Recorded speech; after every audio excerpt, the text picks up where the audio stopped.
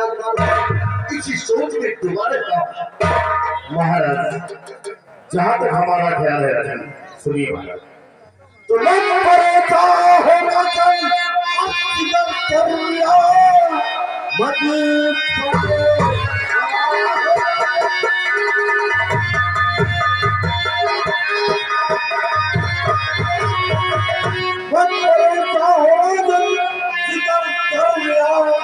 मेरे मालिक के घर कुछ नहीं देर ये है किस्मत का चक्कर और मकाने चले अपनी तकदीर का तो यही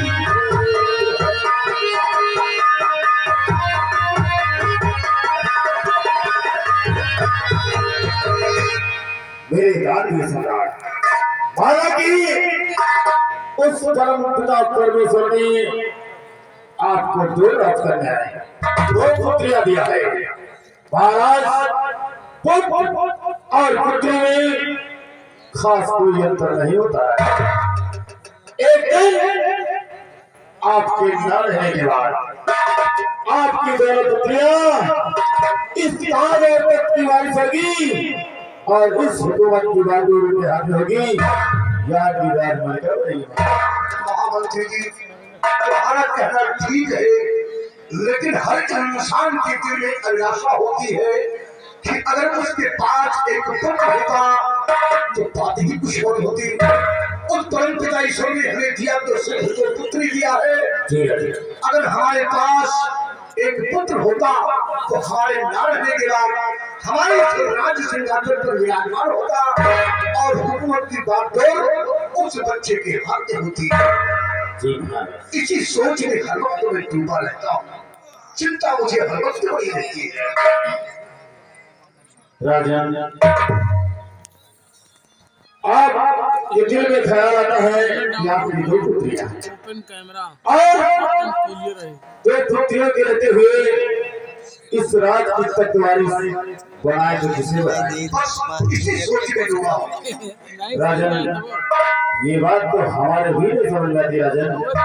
यहाँ इस राज की राजमालिका बनाए तो किसे बनाए।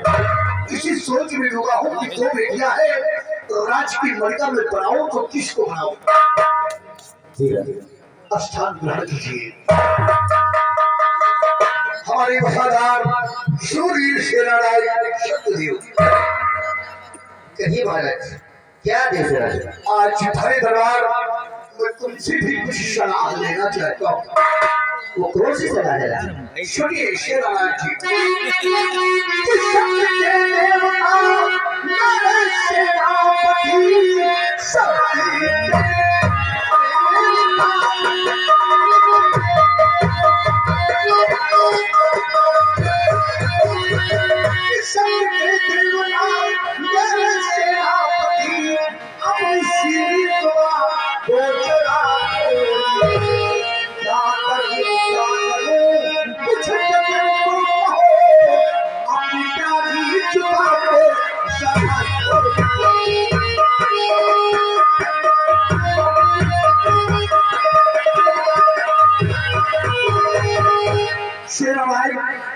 मैं तुम्हारे मुखारबिन से जानना चाहता हूँ कि हमारी दो बेटियां हैं और दो बेटियों में से इस राज का तख्त वारिस में किसे चुनो, इसी सोच में मैं डूबा।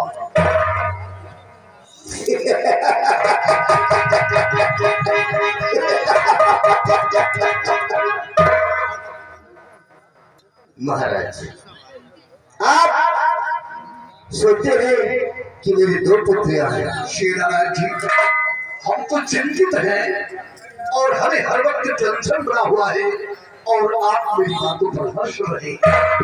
महाराज जहाँ हंसने की बात आ जाती है राजन वहाँ हंसाई आ ही जाती है।